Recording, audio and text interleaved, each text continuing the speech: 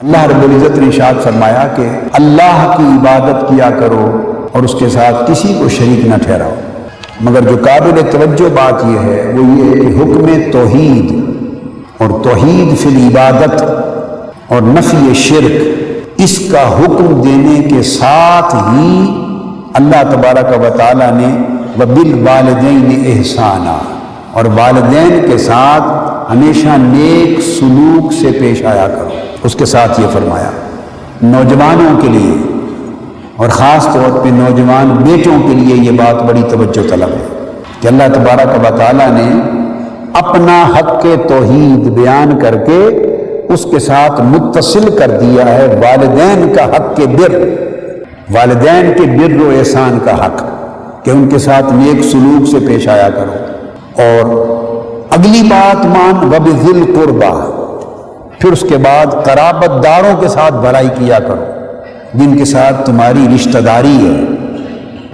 پھر اس کے بعد تیسرے درجے میں یتامہ، مساکین اور پڑوسیوں کا اور ساتھیوں کا تذکرہ ہے۔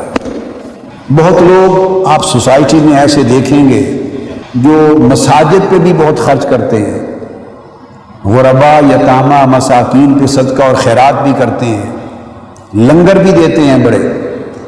میلاد شریف کے لنگر دے رہے ہیں، حضور غوث پاک کی 11ویں شریف کے لنگر دے رہے ہیں، حضور داتا گنج بخش میں لنگر بھیج رہے ہیں، مدارس میں غریب طلباء کے لیے لنگر چلا رہے ہیں، یتیم خانے چلا رہے ہیں۔ یہ سب کام نیکی کے ہیں، بر کے کام ہیں، مستحسن کام ہیں، اجر و ثواب کے کام ہیں۔ مگر تمام نیک کاموں میں اللہ رب العزت نے درجہ بندی رکھی ہے۔ کوئی شخص فرض چھوڑ کے نفل شروع کر دے تو نفل اس کے منہ پہ مار دیے جاتے ہیں، نفل قبول نہیں کیے جاتے۔ جو فرائض چھوڑ کے نوافل ادا کرے اس کے نوافل قبول نہیں ہوتے۔ یہ فرائض چھوڑ کے سنتوں پہ زور دے تو سنتیں قبول نہیں ہوتی۔ تو درجہ بندی ہے، فرض پہلے ہیں، پھر سنتیں ہیں، پھر نوافل ہیں۔ تو دین کی بنیادی خوبی، بنیادی حسن اور خوبی یہ ہے کہ دین جب احکام دیتا ہے اور جن اعمال کی ترغیب دیتا ہے تو ان اعمال میں ترتیب بھی دیتا ہے، ترجیح بھی دین خود مقرر کرتا ہے۔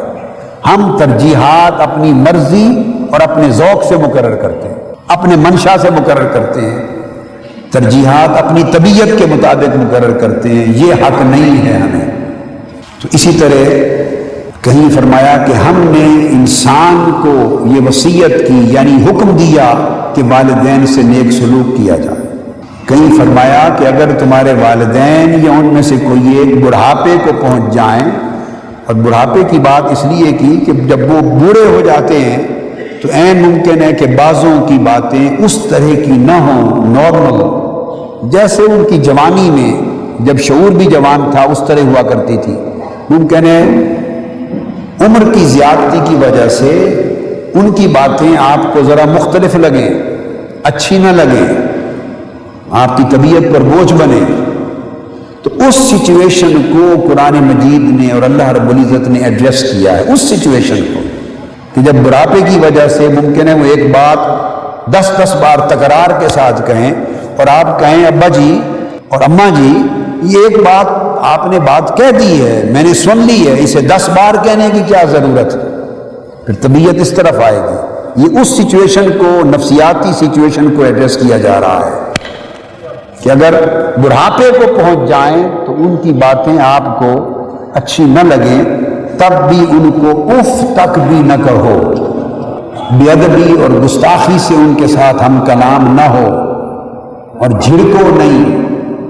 اور ان کے ساتھ عزت و احترام کا نرمی والا قول اختیار کرو، اور ادب اور احترام اور تواضع اور انکساری کے ساتھ پیش آؤ، اور اپنے رب کے حضور ان کے لیے یہ دعا کرو کہ باری تعالیٰ ان دونوں پر تو اسی طرح رحم فرما جس طرح انہوں نے مجھ پر رحم کیا جب میں بچہ تھا، جب میری ماں مجھے دودھ پلاتی تھی اور میری نیپی صاف کرتی تھی اور مجھے اپنی صفائی کا بھی ہوش نہ تھا، اور پھر جس طرح انہوں نے میری پرورش کی اور سراپا رحمت بن کے کی، اور اگر میں سارا دن روتا یا بچپن میں ایک ہی سوال 100 بار کرتا، تکرار کرتا رہتا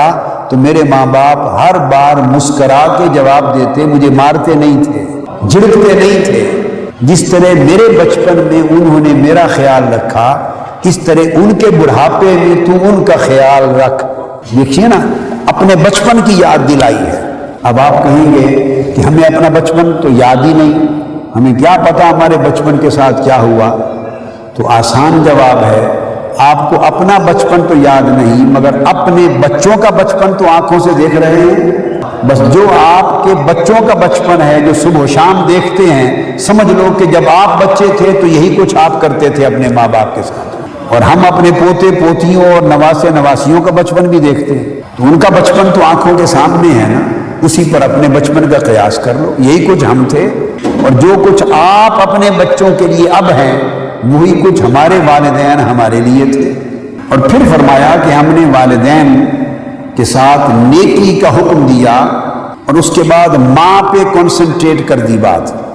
والدین کی بات کر کے پھر ایمفسائز کیا، ارتکاز کر دیا ماں پر۔ اور پھر وہ وقت بھی یاد کرو، اور وہ کس طرح یاد کرو کہ جب تمہاری ماں 9 مہینے تمہیں اپنے پیٹ میں اٹھا کے سنبھالتی رہی۔ اب آپ کہیں میں تو ماں کے پیٹ میں تھا، مجھے کیا پتا اس پر کیا بیتتا تھا؟ بھئی جب آپ کے بچے آپ کی بیوی کے پیٹ میں 9 مہینہ رہتے ہیں تو وہ تو ہر روز دیکھتے ہو نا کہ کیا بیتتا ہے، بس اسی پر قیاس کر لو۔ تو جس پروسیس سے آپ کی بیوی گزر رہی ہے، اسی پروسیس سے آپ کی والدہ گزری ہے۔ تو اللہ رب العزت نے اس طرح متوجہ فرمایا، حملتہ امہ وہنا علی وہن وفصالہ فی عامین، پھر پیدائش کے بعد 2 سال تک، پھر اس نے 2 سال کی عمر بتائی ہے کہ 2 سال تک اس نے کس طرح دودھ پلایا، کس طرح پرورش کی، کہ 2 سال کا عرصہ لیتا ہے بچہ تھوڑا زیادہ بولنے میں، 3 سال میں جا کے تھوڑا ایکسپریس کرنے لگتا ہے۔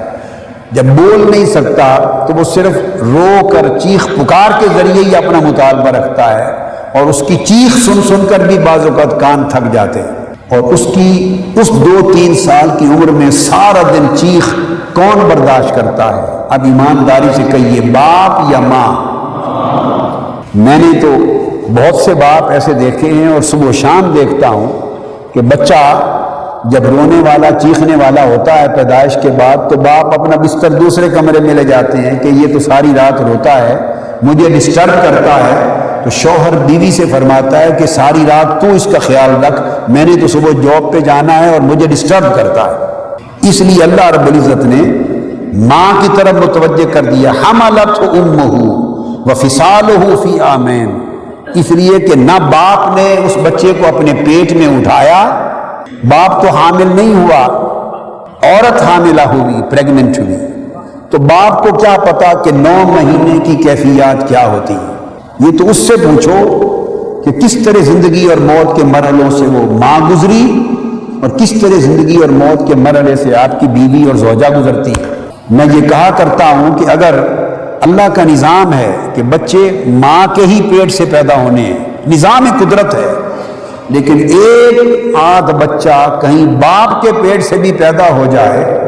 اگر ایسا قانون قدرت ہوتا کہ پہلا بچہ باپ کے پیٹ سے پیدا ہو، اللہ تو قادر مطلق ہے، وہ چاہتا تو سب کچھ کر دیتا، اور 9 مہینے باپ پریگننٹ ہو کر بیٹے کو اٹھائے پھرتا،